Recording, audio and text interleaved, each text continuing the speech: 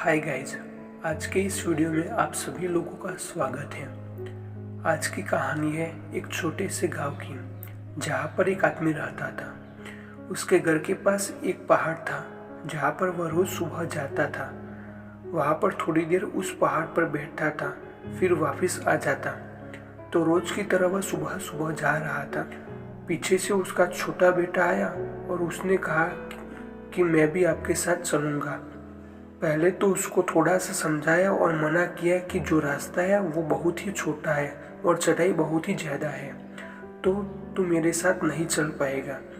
लेकिन फिर जब उस बेटे ने जीत कर ली तो पिता मान गया। वो दोनों पहाड़ पर चढ़ने लगी।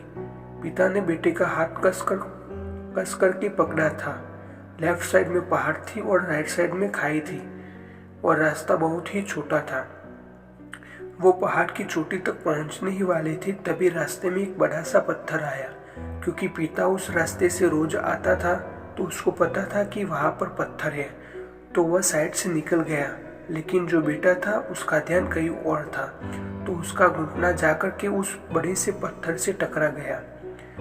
उस बच्चे के मुंह से एक चीज निकली और जैसे ही वह चीखा, उसकी आवाज उन पहाड़ों में गूंजने लगी। इससे पहले उस बच्चे ने कभी भी अपनी आवाज की गूंज नहीं सुनी थी, तो उसे नहीं समझ आ रहा था कि ये क्या हो रहा है। वह अंदर से थोड़ा सा घबरा गया और उसे लगा कि शायद कहीं कोई है जो छुपकर उसे देख रहा है और उसका मजाक उड़ा रहा है। फिर उस बच्चे ने बोला, कौन हो तुम? तो जब उस बच्चे ने उस गूंज को सुना तो उसे गुस्सा आ गया।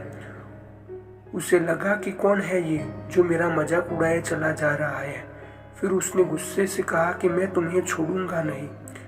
और फिर जैसे उसने उस गूंज को सुना, वह घबरा गया। उसके पिता समझ गए थे कि क्या हो रहा है।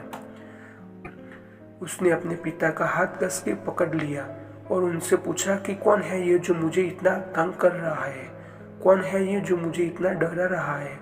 तो उसके पिता थोड़ा सा मुस्कुराए और उन्होंने खाई की तरफ देखा और जोर से बोला, मैं तुमसे बहुत प्यार करता हूँ।